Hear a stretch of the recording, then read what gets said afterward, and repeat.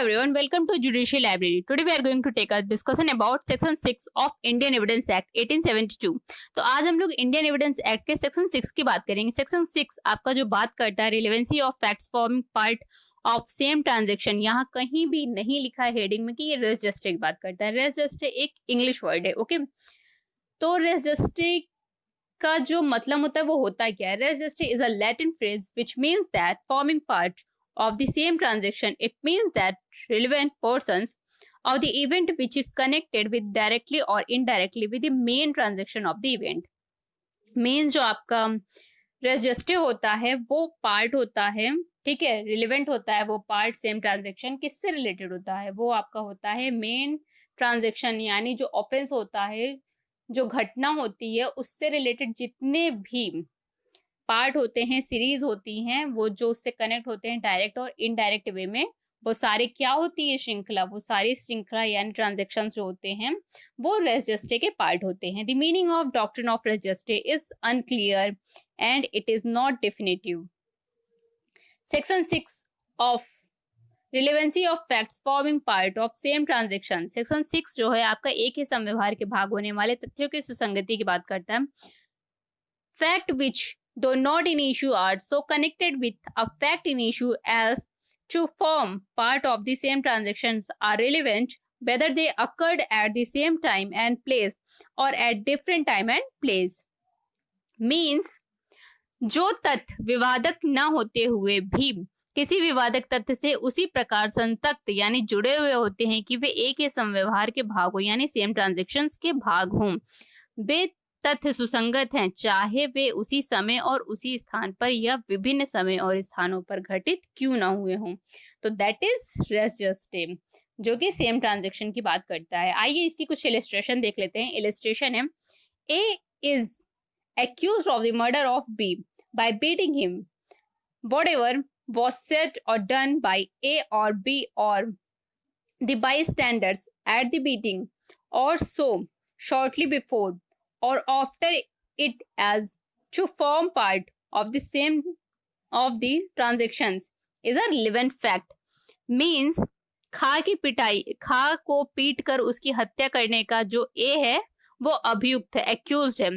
का और खा यानी ए और बी या पास के खड़े लोगों द्वारा जो कुछ भी पिटाई के समय या उसने इतने अल्पकाल कुछ समय पूर्व या पश्चात कहा किया गया था कि उसी समव्यवहार का भाग बन जाए तो वो सारे तथ्य क्या होंगे? आपके रिलेवेंट होंगे यानी कि सुसंगत होंगे। आइए एक दूसरी इलस्ट्रेशन देखते हैं। The question is whether certain goods order from B were delivered to A. The goods were delivered to several intermediates person successively. Each delivery is a relevant fact.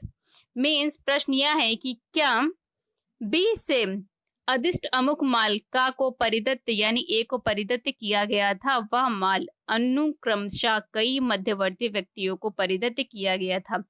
हर एक परिधान क्या होगा? आपका रिलेवेंट फैक्ट होगा। Each delivery is a relevant fact. Section 6 of Indian Evidence Act explain the principle of res geste.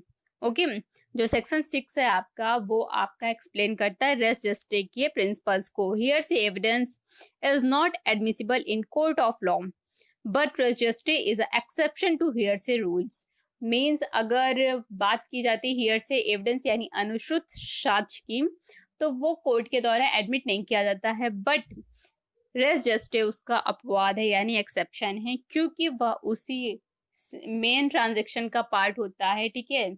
हम उसे same transaction भी कह सकते हैं, इसीलिए रेस जस्टे के अंदर आपका जो हियर से एविडेंस होता है एक्सेप्ट किया जा सकता है।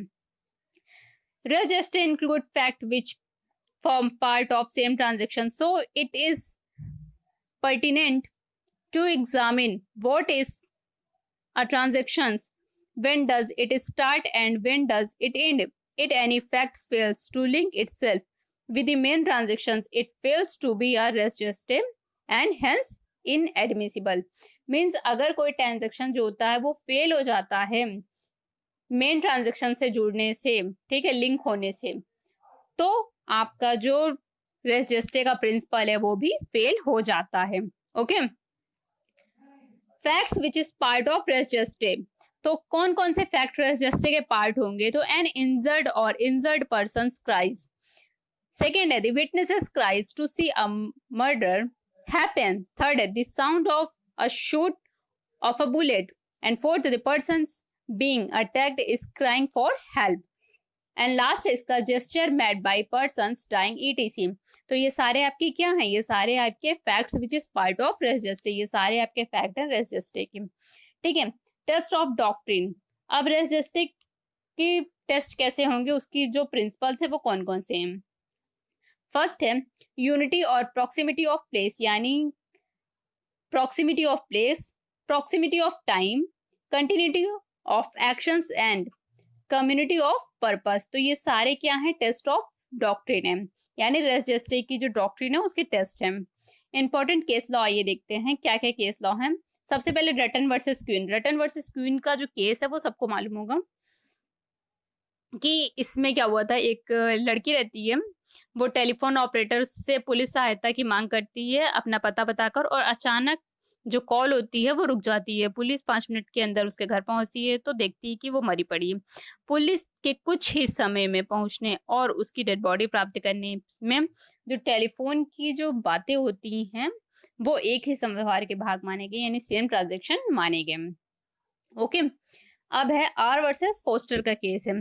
तो आर वर्सेस फोस्टर के केस में मामले में गवाह में भागता हुआ ट्रक देखा गया था, घटना नहीं, लेकिन न्यायालय ने इसे एक ही व्यवहार का भाग होने के कारण और इसे हियर से एविडेंस के रूप में स्वीकार किया। ओके, एंड थर्ड आपका केस है state of Andhra Pradesh versus P Satyanarayan AIR 2000, ये सुप्रीम कोर्ट का केस है। इस केस में क्या हुआ था? अभियुक्त की पत्नी एवं पुत्री की हत्या कर दी गई थी अभियुक्त के द्वारा। ठीक है, अभियुक्त के पिता ने मृतक की पिता यानी मृतक जो थी उसकी पत्नी, उसके पिता को हत्या के बारे में बताया। चूंकि यह स्पष्ट नहीं था कि अभियुक्त के पिता ने घटना की कितनी देर बाद फोन किया था, इसलिए इसे सेम ट्रांजैक्शन नहीं माना गया। मींस इसे एक ही समव्यवहार का तथ्य नहीं माना गया, इसे रेस जस्टिस में एडमिट नहीं किया गया। आइए चौथा केस देखते हैं, आर वर्सेस बेंडिंगफील्ड। इस प्रकरण में क्या हुआ था? मृतिका जिसका गला धारदार हथियार से कटा हुआ था कमरे से निकलकर आई और बोली, देखो मेरी प्यारी चाची, मेरी क्या दुर्दशा हुई। समय स्पष्ट न होने के कारण यह कथन भी एक ही समव्यवहार का भाग नहीं माना गया था। मींस कब उसका गला धारदार हथियार से कटा, कब वो बाहर आई, तो इसमें प्रॉक्सिमिटी ऑफ टाइम था नहीं, इसीलिए इसे रेसिस्टे के रूप में एडमिट नहीं किया गया। पांचवा केस है GV Roberts state of Andhra Pradesh AIR 1996 का ये केस है। अब इसमें क्या हुआ था? यदि वहां कोई अंतर है जो कि कूटकरण करने के लिए पर्याप्त है, तब वह कथन रजिस्टे का भाग नहीं होगा। इस केस में यह हेल्ड हुआ था कि अगर आपके पास कूटकरण यानी फॉर्जरी करने के लिए पर्याप्त टाइम है, ठीक है, तो उस स्टेटमेंट को फैब्रिकेशन करने का आपके पास पर्याप्त टाइम है, तो उस स्टेटमेंट को as a res gestae admit नहीं किया जाएगा कोर्ट में। ठीक है, तो कूटकरण को कोर्ट ये देखिए कि कूटकरण हुआ है कि नहीं हुआ है। बाकी जो टेस्ट थे उसी के अकॉर्डिंग रेस जस्टे का जो प्रिंसिपल है टेस्ट किया जाता है, proximity of place, proximity of time and purpose. ठीक है, तो ये सारी चीजें आपकी जो टेस्ट होती है डॉक्ट्रिन की, इससे टेस्ट किया जाता है। लास्ट में देखते हैं रेस जस्टे का conclusions. Conclusion: usually evidence is brought to register if it cannot be brought to any other sections of the Indian Evidence Act. The intentions of lawmaker was to avoid injustice where cases are dismissed due to lack of evidence. If any statement under Section 6 is not admissible, it may be admissible in accordance with Section 157 as corroborative evidence. Means आपका जो section 6 का जो main object है वो है कि injustice ना हो। अगर सेक्शन 6 नहीं होता तो हियर से एविडेंस एडमिट नहीं होता।